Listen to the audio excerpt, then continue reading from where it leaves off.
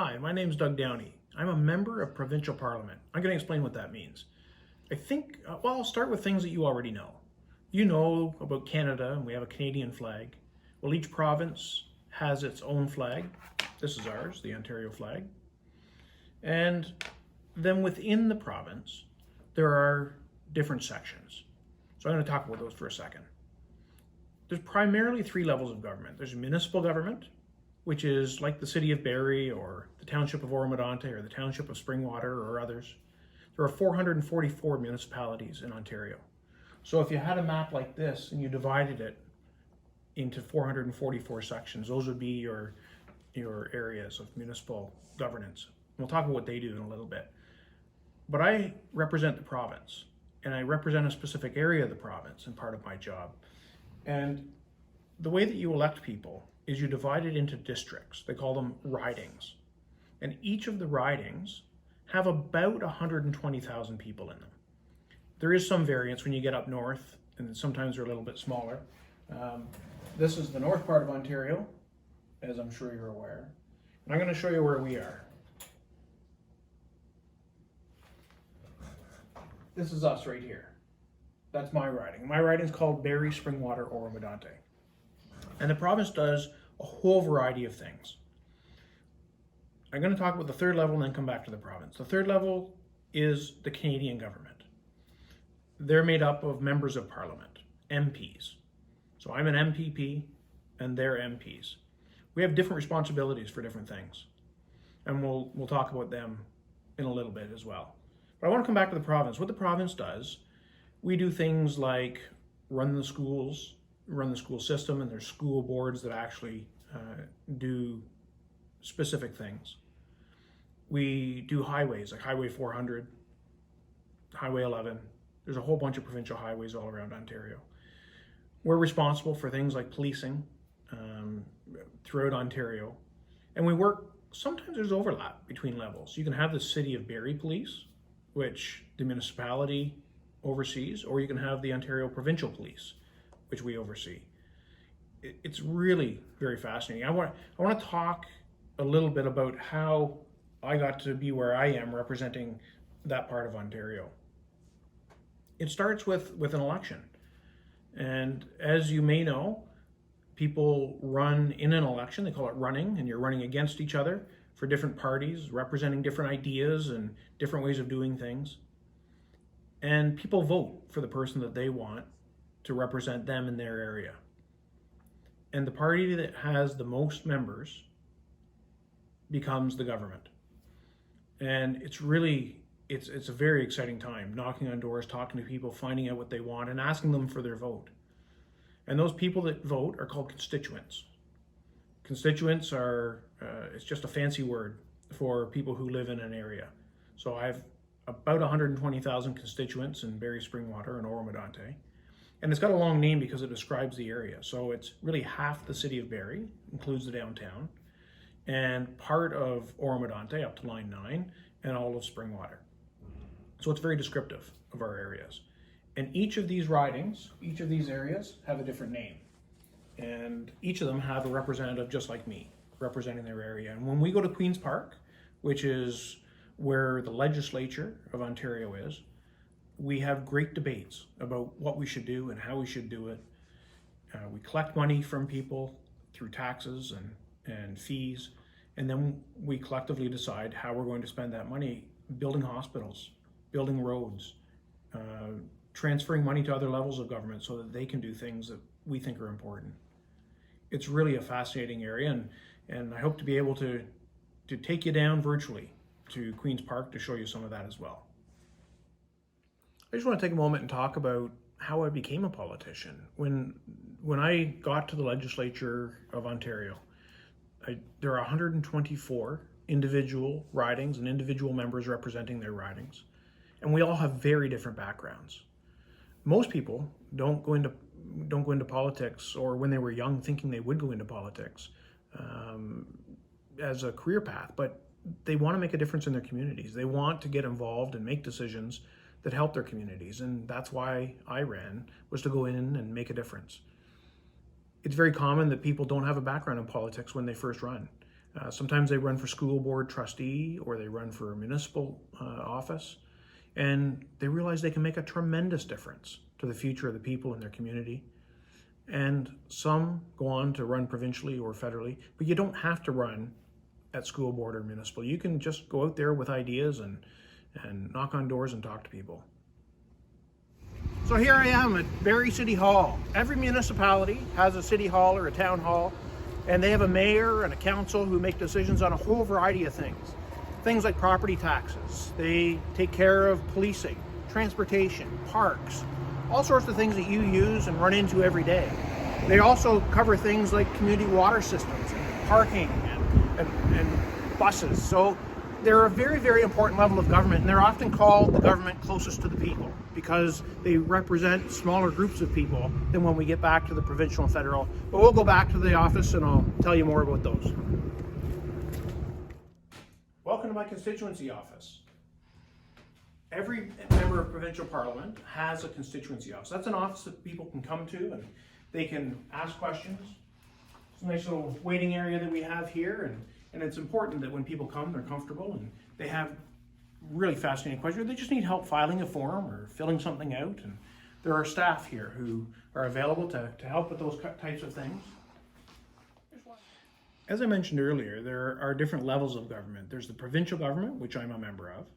There's also the federal government. So individuals from across Canada get together to have discussions and make decisions about a whole range of issues. And I just wanted to point out this is in Ottawa. This is where they meet. I meet in Toronto with my colleagues, and Doug Shipley is a federal member of parliament for Barrie, Springwater, Oro-Medonte. This is where he meets with his colleagues, and they talk about different things. Sometimes there's overlap, as I mentioned before, but sometimes they are totally different issues. They deal with things like foreign affairs, so that's dealing with other governments around the world. They deal with military issues. They deal with immigration issues. They deal with a whole variety of issues that are different than the ones that I do. And who decides who gets to talk about which issues? Well, it's laid out in what's called the BNA Act, the British North America Act. It's the Constitution of Canada.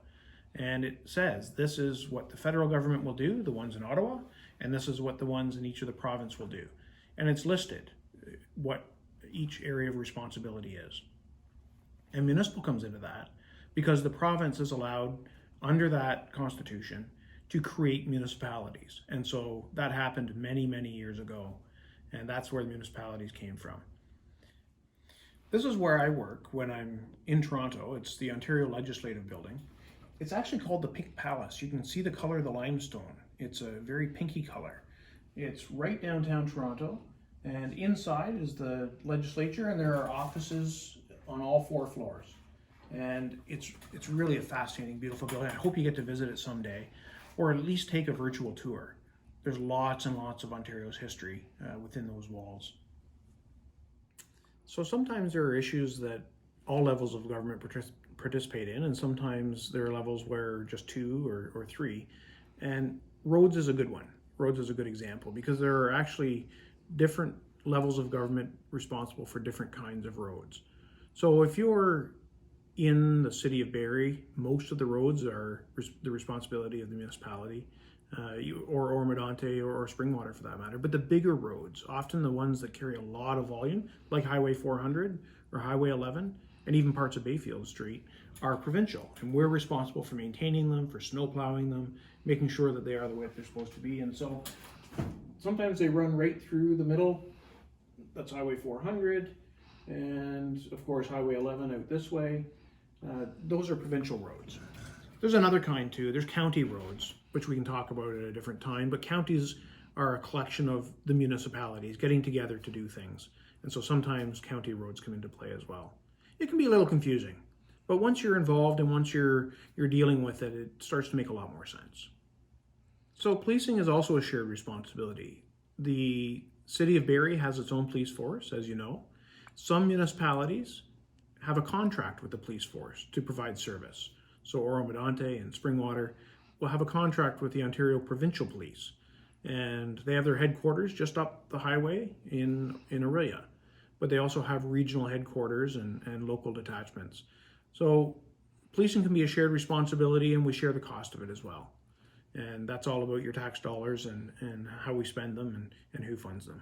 Another good example of shared responsibilities is healthcare. So the running of hospitals is provincial.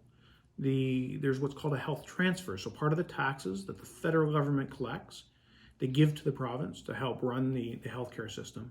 And it's a really important partnership because health is so important to all of us. It's so important that we listen to our constituents and that we understand what's important to them and what their perspectives are. No one individual has all the answers. There are lots of things that I know a little bit about, but I don't know everything about. And so I need input from experts in some things and people who just have opinions in others to understand what it is they want so that I can represent them and so that I can convey what they feel and what they think to the others in the legislature, and we can come to great decisions. The voting age is 18. But you can still have influence. I still want to know what you think and what's important to you. It's not everybody that votes for me that I represent. It's everybody that lives in the riding that I represent. So it is critically important that I understand what's important to you. And I think you might want to get involved because you can have such a tremendous influence in making things change, to make the world the way that you want it to be.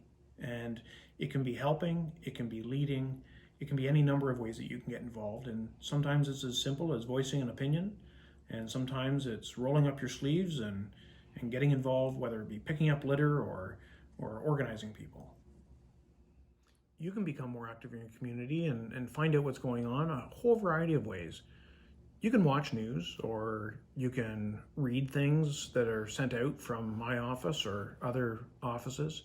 You can go online and check our websites and see what we're debating or what we're looking at, things that we're interested in, things that you're interested in.